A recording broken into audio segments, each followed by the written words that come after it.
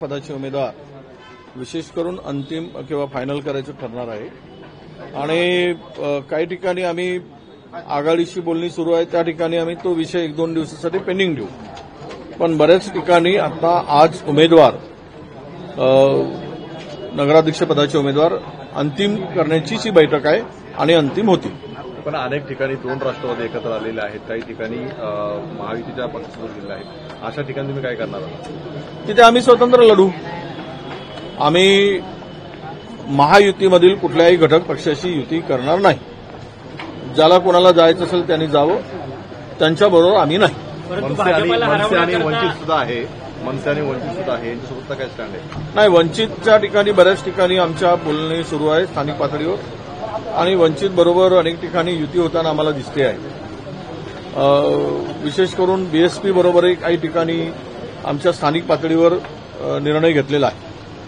आता राहिला विषय की म्हणजे महाविकास आघाडी म्हणून, तर महाविकास आघाडी म्हणून आम्ही एकत्र लढणारच आहोत. ज्या ज्या ठिकाणी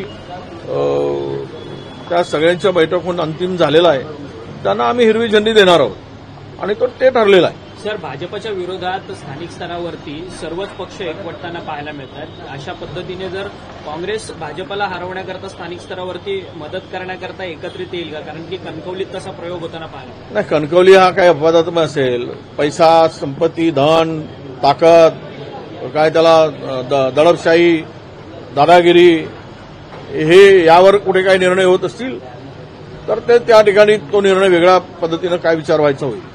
मुळात महाराष्ट्रामध्ये काय भाजप म्हणजे काही सर्वोपरी झाला आहे ना, ते सत्तेच्या भरोशावर आणि पैशाच्या भरोशावर, धनाच्या भरोशावर सगळंच काही त्यांच्या बाजूला होईल असं नाही.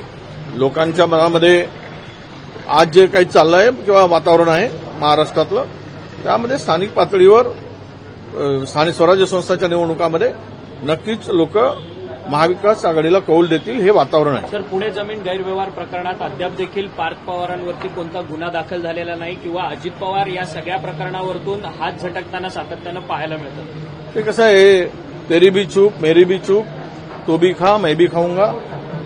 आपण चोर चोर मावशे रे भाऊ, तुझं माझं काढू नको, मी तुझं काढणार नाही, असं सध्या राज्यात चाललेलं आहे. सर, राज्यात पुन्हा एकदा कायदा सुव्यवस्थेचा प्रश्न निर्माण झालाय. सांगलीमध्ये दलित महासंघाच्या अध्यक्षाची केक कापताना हत्या करण्यात आली आणि जमावाने हत्या करण्यात त्यालाही मारलं. कुठे राज्यात कुठे कायद्याचं राज्य चाललंय? राजेशाही, हुकुमशाही, दादागिरी, हे सगळं असंच चाललेलं आहे. काही संपलं नाही. यांना स्वतःचा नाकर्तेपणा संपवायसाठी कायदा सुव्यवस्था जेवढी बिघडवता येईल तेवढी बिघडवण्याचं काम सुरू झालं आहे. मग त्यामध्ये हिंदू मुस्लिम असतील किंवा मंदिर मस्जिद असेल, भारत पाकिस्तान, हेच मुद्दे आहेत. यापेक्षा दुसरे मुद्दे कुठले आहेत भाजपकडे? या मुद्द्याला घेतात. त्यांना शेतकऱ्यांच्या प्रश्नाच्या संदर्भात काही अडचण म्हणजे बोलता येत नाही.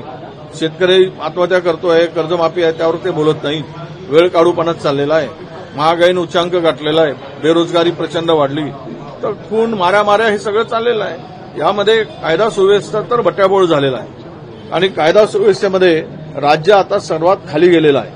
पण याची काही चिंता या राज्यकर्त्यांना नाही आहे. जेवढं बिघडेल तेवढं बिघडू द्या आणि मग आम्ही खात राहू, लोकांचं लक्ष तिकडे जात राहील, अशी सगळी भूमिका आहे. या सगळ्या संदर्भात नैतिकता बाळगून राजीनामा दिला पाहिजे की नाही अशी मागणी आहे की नाही? आम्ही मागून काय उपयोग आहे तोंड खराब करून? नैतिकता विषय कुठे राहिलाय राज्यात? नैतिकता तर कुठे कमरेला बांधून ठेवलेला आहे. नैतिकता हा विषय राहिलेला नाही. नैतिकता राहिले असते तर आतापर्यंत 15 मंत्री घरी गेले असते. नैतिकतेची चाड नाही, नैतिकतेची लाज नाही, नैतिकतेचा गुण नाही. त्यामुळे त्यावर बोलण्याचा काही मला वाटतं बोलणं काही उपयोग होणार नाही. तुळजापूर ड्रग्ज प्रकरणातील जे आरोपी आहेत त्यांचा भाजपमध्ये पक्षप्रवेश झाल्याची माहिती मिळते आणि या सगळ्या संदर्भात खासदार सुप्रिया सुळे यांनी मुख्यमंत्र्यांना पत्र लिहून या सगळ्या संदर्भातला जाब जो आहे तो विचारला. नाही, आता ड्रग्सवाले आहेत, माफिया आहेत, बुकी आहेत, यांच्यासाठी नवीन मशीन आणलेली आहे त्यांनी आणि त्या मशीनमध्ये ते घालतायत. जो अधिक ड्रग्स विकणारा असेल, ड्रग्स पोहोचवणारा असेल, ड्रगलर असेल, माफिया असेल, गुंड असेल, सर्वात मोठा गुंड आहे, त्याच्यासाठी सगळी मोठी मशीन, 3 प्रकारच्या मशीन ठेवल्या आहेत भाजप. त्याच्यात घालतात, बाहेर काढतात आणि त्यांच्यासाठी शुद्ध करून घेतात. आता काय जनाची नाही मनाची नसेल तर त्यावर बोलण्यात काय अर्थ आहे? सर, बाबा सिद्दीकी जे तुमच्या पक्षाचे माजी मंत्री होते, परंतु आता दुसरा पक्ष घेतलेला, त्यांची हत्या झाली. त्यांच्या हत्येच्या संदर्भात पिटिशन सुद्धा त्यांच्या बायकोने कोर्टात फाईल केली आहे. मोहित कंबोज यांचं नाव त्या पिटिशनमध्ये प्रामुख्याने येतं की त्यांनी हत्या केली असा संशय व्यक्त केला. नाही, चौकशी निपक्ष झाली पाहिजे. आता कोर्टानेच करावं. आमचा आता न्यायालयावर आहे विश्वास. जे काही थोडा बहुत आहे मुद्दाम वापरतो तो सार्थकी ठेवावा. जो कोणी दोषी असेल या सगळ्यामध्ये, तर दाद मागणारे ज्यांच्या कुटुंबामध्ये ही हत्या झाली त्यांचं कुटुंब प्रमुख गेला आहे. एक नेता, अनेक मंत्री राहिलेला नेत्याचा खून होतो आहे. त्यामध्ये चौकशीमध्ये जो काही वेळकाढूपणा आहे किंवा जे म्हणजे यातून पाठीशी घालण्याचं काही काम होत असेल तर ते होता कामा नये. नाहीतर उद्या सरेआम रस्त्यावर मुर्दे पडतील आणि कोणालाही न्याय मिळणार नाही. दिल्ली ब्लास्ट में एनआईए गठित की गई है और मुंबई में भी कड़ी सुरक्षा जो है वो बढ़ाई गई है, क्या कहना चाहिए? नहीं, मुझे समझ में नहीं आ रहा है. 3 दिन हो गए, सरकार कोई नतीजे तक पहुंच ही नहीं रही है. अरे क्या बम ब्लास्ट हुआ? सिलेंडर से हुआ? बम ब्लास्ट हुआ? क्या वो केमिकल से हुआ? क्या लोचा क्या हुआ? ये समझ में ही नहीं आ रहा है किसी को. बस कुछ नहीं, एनआईए को दे दिया, वो करते बैठ रहे और सूत्र से बता रहे. तुम्हारा सूत्र क्या बताएगा? सूत्र पुत्र ये क्या है? सरकार ने बताना चाहिए आगे आकर कि ये घटना इस वजह से हुई है, ये बम ब्लास्ट है या और कुछ है. ये कोई सरकार अधिकृत बता ही नहीं पा रहे. 100% सरकार 300 kg आरडीएक्स मिल जाता है और ये ऐसी घटनाएं होती है. ये तो गृह मंत्री का फेल्योर है, सरकार का फेल्योर है. बड़ी बड़ी लंबी बातें करते थे कि हमारे यहाँ पे ना टेररिस्ट आएगा, ना ऐसा होगा, ना वैसा होगा. नोटबंदी के वक्त भी बड़ी लंबी बातें की गई थी. अब ये सब खुलेआम हो रहा है तो इसकी जिम्मेदारी सरकार की है. लगातार क्रैकडाउन किए जा रहे हैं, लगातार कार्रवाई शुरू है. एटीएस की तरफ से महाराष्ट्र में भी कुछ जगहों पे छापेमारी की गई है, लोगों को हिरासत में लिया गया है. कहीं ना कहीं आपको लग रहा है ऑन ग्राउंड अभी सतर्कता दिखाई दे रही है सरकार की? अब ये देखो सच्चाई क्या है. जब तक सरकार अधिकृत बात नहीं करती कि ये ब्लास्ट है, ये बम ब्लास्ट है, ये टेररिस्ट का है, आप क्वेश्चन मार्क लगाकर आपकी भी मीडिया चैनल पे चला रहे, उसमें कोई फुल स्टॉप नहीं है.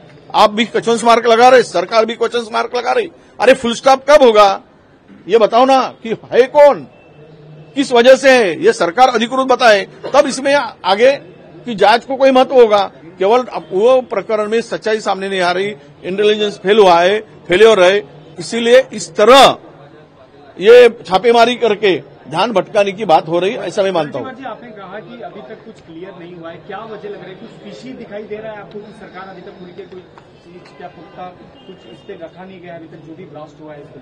नहीं, ये मैं देखो कोई किसी बारे में मैं प्रश्न उपस्थित करना उचित नहीं होगा, क्योंकि अगर ये टेररिस्ट ने किया है और ये ब्लास्ट हुआ है तो सरकार ने बताना चाहिए, फिर बाद में आप हमारी प्रतिक्रिया पूछिए. आज के तारीख में इसके वजह से पीछे की मंशा क्या थी, कौन था, क्या डाइवर्ट किया जा रहा है, ये बोलना हम आज उचित नहीं समझते, क्योंकि सरकार की जांच चल रही है, एनआईए जांच कर रही है और एनआईए की जांच में क्या आता है ये हम दिखाएंगे. पर 3 दिन से लगातार सरकार ऑफिशियली कुछ भी डिक्लेयर नहीं कर रहा है. ये इसका मतलब कि सरकार का ये फेल्योर है. सरकार को इसमें सोई हुई थी. सब लोग बिहार भाग रहे थे. बिहार का चुनाव जितना ये इम्पोर्टेंट था, यहाँ की कानून सुव्यवस्था को ठीक से रखना ये इम्पोर्टेंट नहीं था. इसके तरफ ध्यान नहीं था पिछले 2 महीने में. अरे इतना बड़ा देश चला रहे हो आप, तो कम से कम इसके तरफ तो ध्यान दो. इसके लिए समय निकालो. चुनाव जीतना, चुनाव लड़ना, भाषण करना, प्रचार करना, यही काम नहीं है देश को चलाना.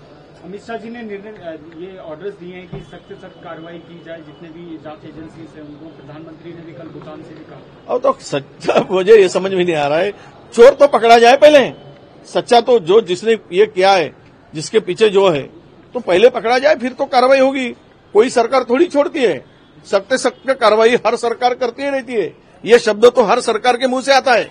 ऐसा कोई सरकार नहीं बनी आज तक कि सख्त से सख्त कार्रवाई होनी चाहिए, बख्शा नहीं जाएगा. ये तो सरेआम ये शब्द का यूज होता है. पर कब होगा, किसके ऊपर होगा, कब पकड़ा जाएगा, ओरिजिनल जिसने ये किया है उसके ऊपर कब कार्रवाई होगी, ये सब बातों का अभी उत्तर आने का सवाल जो है उसका जवाब नहीं आता है. तब तक हम लोग इस बारे में ज्यादा बात नहीं करेंगे. Thank you.